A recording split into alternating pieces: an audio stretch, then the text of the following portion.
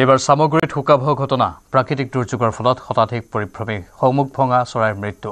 সামগ্ৰীৰ বকুল তল কলঙৰ পাৰত থকা বহু কেইজোপা গছত আশ্ৰয় লৈ আছিল তিনিশৰো অধিক পৰিভ্ৰমী শামুক ভঙা চৰাইয়ে 12ৰ পৰা 13 বছৰ ধৰি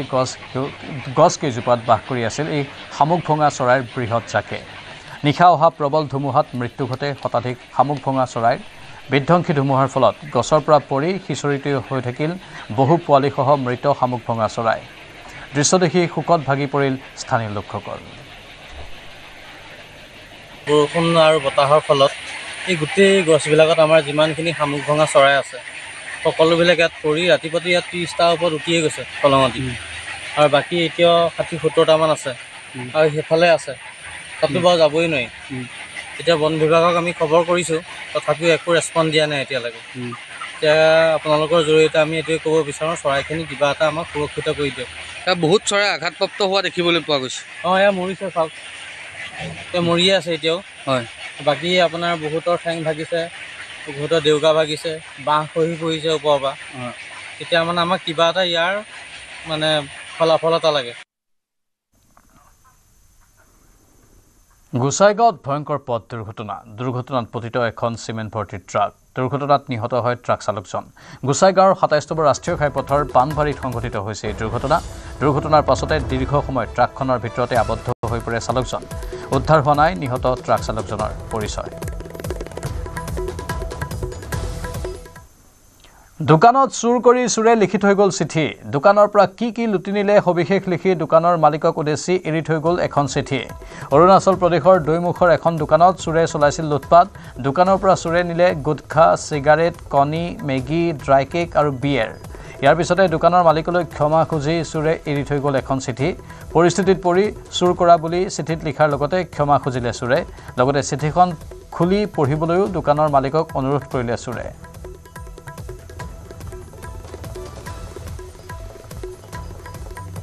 और के पूरा मेरा चोरी कर दिया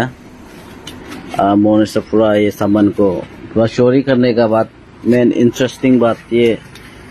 देखो ये से लेके रख दिया चोरी किया लेकिन भी हमको इतना पेपर में ऐसे लेके रख दिया ये शटर को तोड़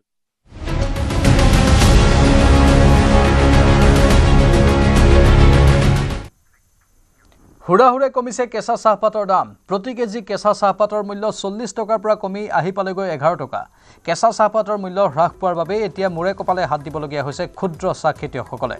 উত্তৰ অসমত বটলিফ চাহ ফেক্টৰীৰ ময়মতলিৰ বাবে এতিয়া চাহ খেতিয়কে দুৰ্ভোগ ভুগিবলগীয়া হৈছে টি বৰ্ডৰ গাইডলাইন আৰু উপায়ুক্তৰ মনিটৰিং সমিতিৰ গাইডলাইন ভেঙুচালি কৰি বটলিফ ফেক্টৰীসমূহে ক্ষুদ্ৰ চাহ খেতিয়কক মাধমাৰ দিয়াৰ অভিযোগ উঠিছে সমস্যা সমাধানৰ বাবে চাহ খেতিয়কে জিলা উপায়ুক্তক দিছে 3 দিনৰ সময়সীমা অন্যথা আন্দোলনত নমাৰ হুংকাৰ ক্ষুব্ধ খেতিয়কসকলৰ কেঁচা চাহপাতৰ মূল্য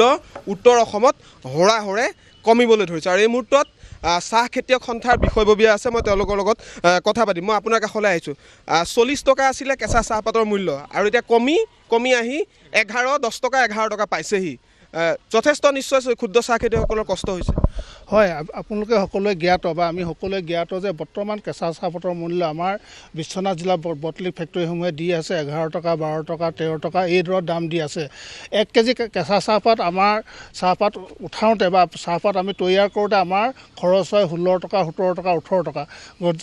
যদি কেঁচা চাহপাতৰ মূল্য 1 কেজি মূল্য 11 টকালৈকে আহে 12 টকালৈকে আহে আমাৰ এই দুখীয়া ক্ষুদ্ৰ চাহ খেতিয়কসকল কেনেকৈ জীৱন নিৰ্বাহ কৰিব তেখেতলোকে ল'ৰা ছোৱালী কেনেকৈ পোহপাল দিব বা পঢ়া শুনা কৰাব গতিকে আমাৰ বিশ্বনাথ জিলা ক্ষুদ্ৰ চাহ খেতিয়কসকলে মূৰে কপালে হাত দিছে সেইকাৰণে যদি আমি প্ৰায় 1000 ক্ষুদ্ৰ চাহ খেতিয়কৰ উপস্থিতিত বিহালীত এখন আমাৰ সভা অনুষ্ঠিত হয় জিলা ভিত্তিত সেই সভাত সিদ্ধান্ত লোৱা হয় সিদ্ধান্তৰ মৰ্মে আমি জিলা আয়ুক্ত মহোদয়ক এখন স্মাৰকপত্ৰ প্ৰদান কৰিছোঁ আৰু স্মাৰকপত্ৰত উল্লেখ কৰিছোঁ যে অহা 3-4 দিনৰ ভিতৰত আমাক এটা ইয়াৰ ফলাফল লাগে আমাৰ এই যিটো আমাৰ ক্ষুদ্ৰ চাহ খেতিয়কৰ যিটো সমস্যা সেই সমস্যা সমাধানৰ এটা বাট উলিয়াব লাগে নহ'লে আমি সোমবাৰৰ পৰা আমি বৃহৎ প্ৰতিবাদী কাৰ্যসূচী আমি গ্ৰহণ কৰিবলৈ বাধ্য হ'ম সোমবাৰে আমি এটা বৃহৎ প্ৰতিবাদী কাৰ্যসূচী লোৱাৰ সিদ্ধান্ত লৈছোঁ আৰু মঙলবাৰৰ পৰা অনিৰ্দিষ্ট কাললৈ আমি কেঁচা চাহপাত তোলা বন্ধ কৰি দিম বুলি আমি ইতিমধ্যে সিদ্ধান্তত আমি উপনীত হৈছোঁ ধন্যবাদ জনাইছোঁ মই আপোনাৰ কাষলৈ আহিছোঁ আচলতে 40 টকা দাম আৰু আহি পেলাই পালেহি 11 টকা কি কাৰণে দাম কমি যায় সদায় আৰু মানে বৰ্তমান সময়ছোৱাত আপোনালোকে দেখিছে বিশ্বনাথ জিলাত প্ৰায় 12,000ৰ পৰা ওপৰত চাহ খেতিয়ক আছে এই বিশ্বনাথ জিলাৰ 12,000 চাহ খেতিয়কে ইতিমধ্যে কেঁচা চাহপাত তোলাটো প্ৰায় কিছুমান জেগাত বন্ধই কৰি দিছে আৰু তেওঁলোকে বেকিদা মানে দা দি পেলাই ওপৰত কলম কৰি দিবলগীয়া অৱস্থা হৈছে। এই 12 টকা 13 টকাৰ দৰত চাহপাত বিক্ৰী কৰি পেলাই পৰিয়াল পোহপাল দিয়াত এইটো সম্ভৱ নহয়। এইটো চাহ খেতিয়কসকলে সকলোৱে জানে। মানে যিটো উৎপাদন ব্যয়, এই উৎপাদন ব্যয়টোৰ লগত আজি দিয়া যিটো দাম, সেই দাম কোনো কাৰণত নিমিলে। আৰু আমি কোনো ধৰণত আজিৰ তাৰিখত এইটো কথা ক'ব বিচৰা নাই যে বটলি ফেক্টৰী হওক বা ষ্টেট ফেক্টৰী হওক, এইসকলে তেওঁলোকৰ পকেটৰ পৰা আমাক দিব কোৱা নাই। যিটো এতিয়া বজাৰ অকশ্যন বজাৰ ধৰি লওক 140 টকা, 140 টকা বা 150 যি হওক, এই তাৰ ওপৰত আমি যিটো পাওঁ বেটছ প্ৰাইচ মাৰ্ক, এই মাৰ্কটো দিবৰ কাৰণে আমি কৈছোঁ। কোনো ধৰণৰ তেওঁলোকে হয়তো আপোনালোকৰ আগত ক'ব পাৰে বা ইতিমধ্যে কোনোবা প্ৰিণ্ট মিডিয়াত ওলাইছে যে অকশ্যন প্ৰাইচ কম হোৱাৰ কাৰণে আমি ক্ষুদ্ৰ চাহ খেতিয়কক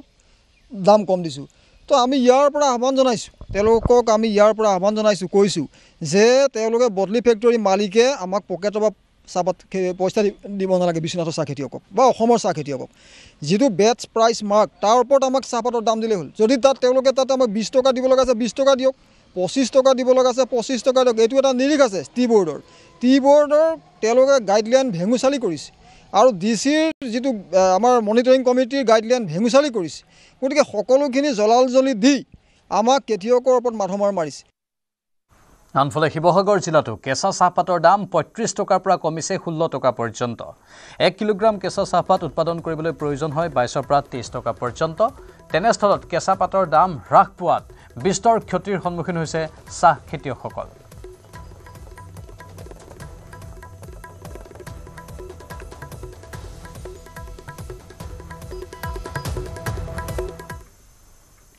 ৰঙিয়াত অভিযান চলাবলৈ যোৱা আৰক্ষীক আক্ৰমণ, অভিযুক্তৰ আত্মীয়ই ভাঙিলে আৰক্ষীৰ বাহন। এটা পুৰণি গোচৰৰ ভিত্তিত 2 অভিযুক্তক আটক কৰিবলৈ গৈছিল আৰক্ষীৰ দলটো। আক্ৰমণকাৰীসকলে হাতত দা, জাঠি আৰু জোং লৈ আৰক্ষীৰ ওপৰত আক্ৰমণৰ চেষ্টা কৰে। এই হিংসাত্মক পৰিস্থিতিৰ মাজতো আৰক্ষীৰ দলটোৱে কথমপি নিজৰ প্ৰাণ ৰক্ষা কৰিবলৈ সক্ষম হয়। উত্তেজিত লোকৰ আক্ৰমণত আৰক্ষীৰ এখন স্কৰ্পিঅ' বাহন ক্ষতিগ্ৰস্ত হয়।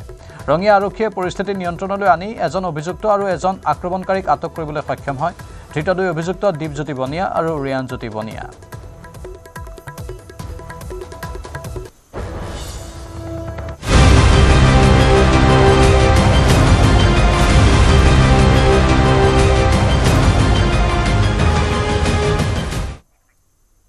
পঞ্জাৱত বানৰ সংহাৰী ৰূপ, সেনাৰ হেলিকপ্টাৰেৰে চলা উদ্ধাৰ অভিযানৰ মাজতে বানৰ কোবাল খুঁটে খহাই নিলে এটা বাসগৃহ। পাঠানকোট জিলাৰ মধুপুৰত সংঘটিত হৈছে এই ঘটনা। বানৰ কোবাল খুঁটে এনেধৰণে খহাই নিয়া অট্টালিকাটোৰ পৰা কেইবাগৰাকী লোকক হেলিকপ্টাৰৰ সহায়ত উদ্ধাৰ কৰে সেনাবাহিনীয়ে। অঞ্চলটোত মঙলবাৰৰ পৰা আবদ্ধ হৈ থকা 22গৰাকী CRPF জোৱান আৰু 3গৰাকী সাধাৰণ নাগৰিকক উদ্ধাৰ কৰে ভাৰতীয় সেনাৰ দলটোৱে। উদ্ধাৰ অভিযানৰ কিছু সময়ৰ পিছতে বানৰ কোবাল খুঁটত খহি পৰে অট্টালিকাটো। পঞ্জাৱৰ 7খন জিলাৰ 130খন গাঁও এতিয়া বানৰ কবলত। বিয়াস নদীৰ জলস্তৰ বিপদসীমাৰ ওপৰেৰে বোৱাত বানে ধাৰণ কৰিছে সংহাৰী ৰূপ। কেইবাখনো গাঁৱত 3 পৰা 10 ফুট উচ্চতালৈ উঠিছে বাঢ়নী পানী। কেইবাখনো জিলাত ৰেড এলাৰ্ট জাৰি কৰিছে বতৰ বিজ্ঞান কেন্দ্ৰই। ধাৰাসাৰ বৰষুণ তথা বানৰ বাবে 30 আগষ্টলৈ পঞ্জাৱত বন্ধ ঘোষণা কৰা হৈছে সকলো শিক্ষানুষ্ঠান। পঞ্জাৱৰ বান বিধ্বস্ত অঞ্চলত হেলিকপ্টাৰৰ সহায়ত সেনাই চলাইছে উদ্ধাৰ অভিযান। বান বিধ্বস্ত কেইবাখনো জিলাৰ পৰা সহস্ৰাধিক লোকক স্থানান্তৰ কৰা হৈছে নিৰাপদ স্থানলৈ।